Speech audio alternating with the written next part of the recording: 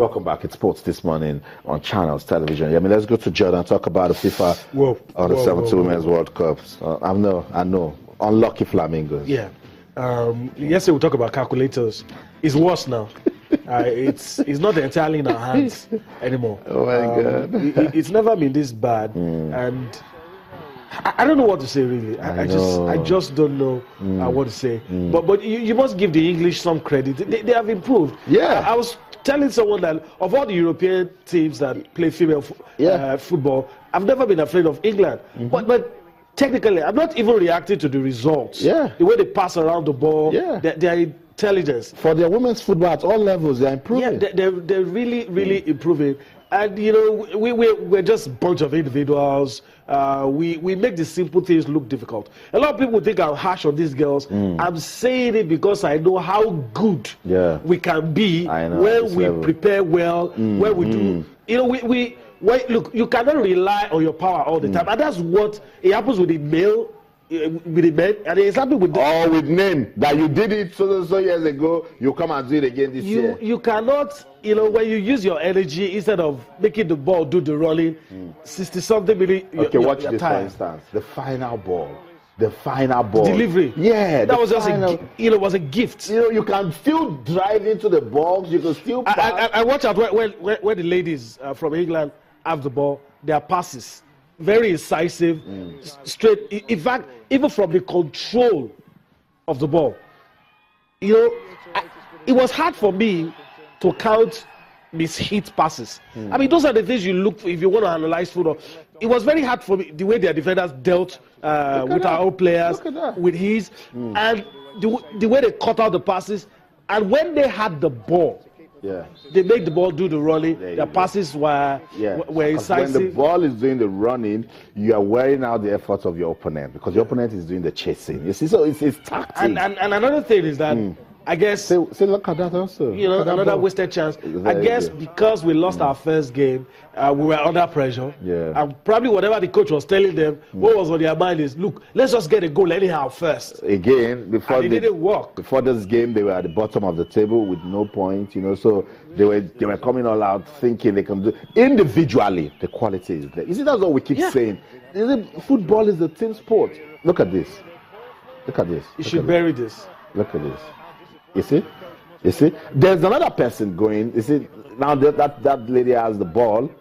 Watch this. Watch. There you go. You see? It's really sad. You see, so tactically, there's something wrong. The technical crew, they need to sit down, watch these games, and see that the girls are not really using the ball the way. And then when the balls are wasted, a player like Ajibade, DK, they want to now do it single-handedly, and you make errors because you cannot play football alone. You have 10 other men you should play with. The quality of our players was never in doubt. Yes, there was no question about that. But the quality of the tactical input. That's right. Then again, you cannot totally blame the coach for that. It could be that they just didn't listen to instructions. I want to blame the coach because you can't teach women's football the way you teach men's football. That's another big mistake we're using. With women's football, just play fluid. The Falcons, when they were respected worldwide, that's what they were. They were playing football like women should play it with ease. This is what these ladies are running. You can tell that they are laboring too much. They're laboring too much. And for an African side, where you use too much energy, the technical input that is in the Europeans will show in the last part of the game, maybe at 60-65 minutes, when you begin to tire out. And I think that's what happened. We should know that, look, you're not going to score goals by crossing because you will get perfect crosses. Players are even taller. You will get perfect crosses from women. So the best you can get is to hit the ball. That's the natural strength of an African. And female football, just let the ball go into the middle. The keeper can mess it up. A lot of this can happen. And then when you have someone that can take the shot, just play the shot and then it will go in. But what I've noticed, Coach Balain Kiyu, they teach these girls how to make purposeful runs. They need to make purposeful runs because that's all you can do as women. Just touch the ball, the way you can just feel like a lady, make it sweet, put some finesse to it. Not run. Long balls, run. Long balls. And then again, what we teach these kids, these ladies, these girls, from their early stages also matter. That's what they grew up with, because this is at the under 17 I remember level. when Carlos Alberto went to South Africa, he said, am I going to teach a striker how to put the ball behind the net? Am I going to teach him what to do, how to trap the ball? You know, he can only do the basics. You know, all of those things, no matter what the coach tells you. And, you know, some people will point to what is happening with Pep, happening to Pep at City now. I said, personnel sometimes. It goes beyond the man. The man on the bench is crucial. But then again, the guys to carry out the instructions, what they have in them is also very key. I agree, because if you look at the Flamingos, they did so well during the qualifiers in Africa, because African football is taking at us, taking at us, taking at us. Come. You know, and then we saw Rashida Najibade, she was very rampant, but she can barely shoot a ball now, because somebody that is technically sound, that is a tactician, that has got strategies, take her out. They have watched her and they said, look, this is so simple, because she's going, just look out, and then bodies will touch, and then she will lose the ball. So it's all about tactics. I mean, tactics. That's why we keep telling coaches, you must go with the current trend. So it's difficult for Nigeria now. We're not being so hard with the girls. I've called them unlucky Flamingos, because they're doing all they can. They did all they could against Brazil. It didn't work. They lost that one. Against England, they also did their best, but they ended goalless. And that has put us in a very difficult situation. We play Korea DPR next. They lead that group with 4 points. Brazil has got 3. England 2. Nigeria won. It's very difficult. Korea DPR cannot afford to lose that game, because if, let's say, Nigeria beats them, I'm following you to do this. Oh, God help us. If Nigeria beats Korea DPR by 4 goals to nothing, you're forced to do it. By 4 goals to nothing, it takes us to 4 points, and we have a better goals difference than Korea DPR. You know, then Brazil goes on to beat England. Problem. England goes on to beat Brazil. Problem. The scenario that favors us is if Brazil beats England. And we beat Korea. That's right. It takes beat Korea maybe by 2 or 3 goals. But the calculations, are started, and it's really sad.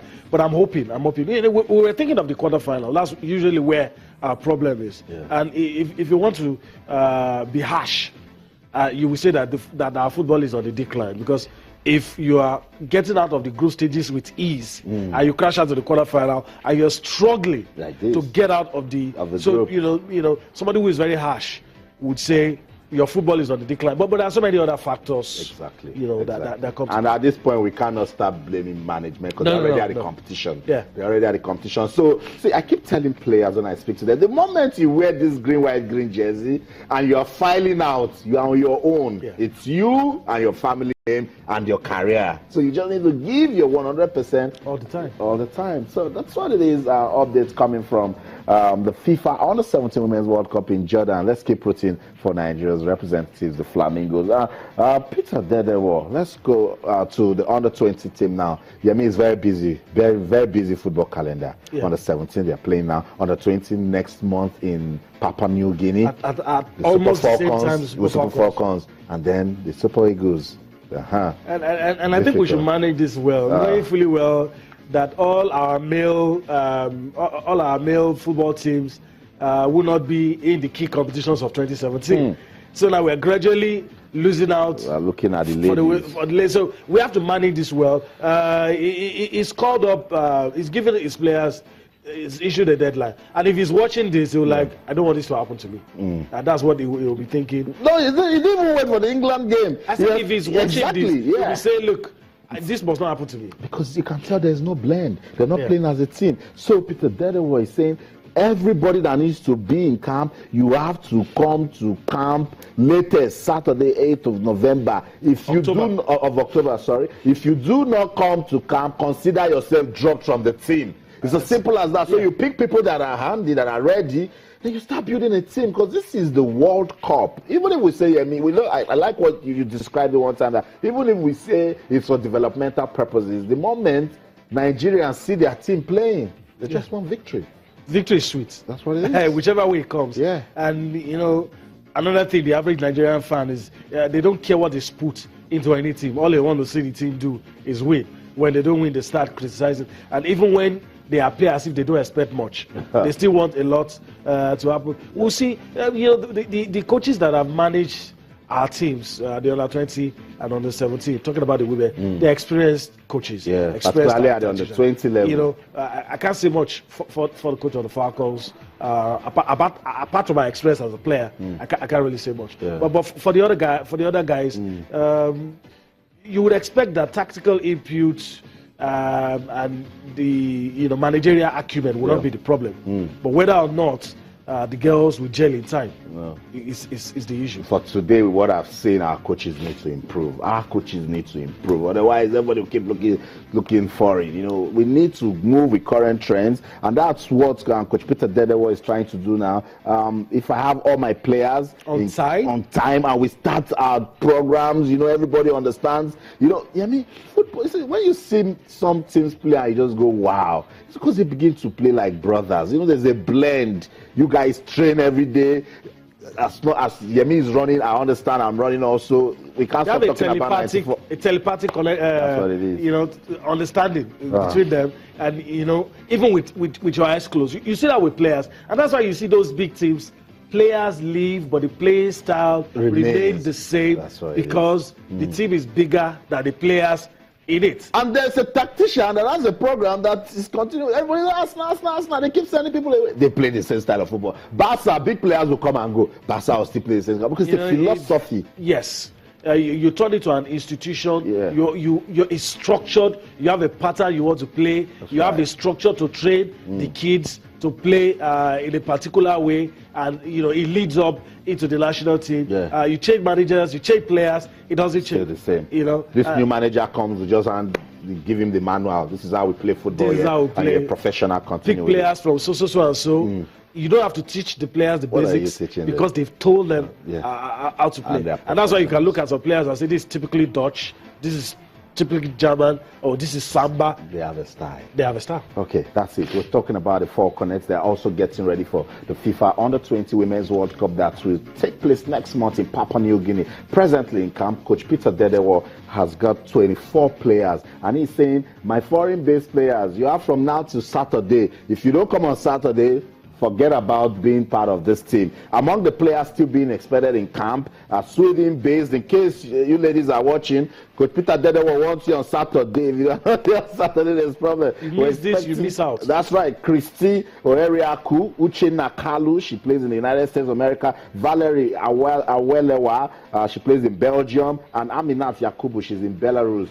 Coach Peter Dedewo is working with the 24 players he has at the moment. They are very busy. They are staying focused. But he wants the full complement of his squad so that they can start, getting that blend that is needed to go play at the World Cup. I want to wish the Falconets all the best. Women's football is developing in this country, and we know with the right support, it will get better. So let's leave the Falconets now. Go to the top guys, the big boys, the Super Eagles of Nigeria. Each time we talk about this team, you just want something to come. And then you want to talk about them the next day to see what they've done. They're doing it all for Zambia, and we can again just wish them luck because we keep saying we have quality in this team. I don't know if I should rejoice. The Zambian coach has been having a lot of issues. I know you want to rejoice. When seeing Ierendo, he's been having issues with injuries, replacing players. We've had that issue as well. We've had that issue as well, and so but I think let's just leave the Zambians and talk about the Super Eagles because we have a media officer. He's becoming our daily tonic, giving us assurance because there are a lot of things that is making us not to be too confident. But we have to be Toyin on the line, Super Eagles media officer. Hello, good morning, Toyin. Good morning, guys. Thank you for the opportunity to be on the show this morning. All right. Quickly talk to us between yesterday and now. Has anything happened that is noteworthy in the camp of the Super Eagles? And I'm very sure that you are monitoring the Zambians as we all are. So just quickly talk to us about what's happening and if there's anything new, hopefully no injuries as well. Well, a lot has happened between yesterday and today. We had training, we had dinner, we slept, we woke up, we've had breakfast, so a lot has happened. I mean, on the lighter side, but more seriously, things are shaping up well. Okay. We are preparing for a test game today, and the test game is to help us jack up our preparation a little higher than what we did yesterday. We are playing Plateau United at 4 o'clock inside the main bowl of the Abuja National Stadium. Okay, so let me just Let me just keep you on the line. We need to go on a quick break. When we return, we'll continue with this conversation around the Super Eagles.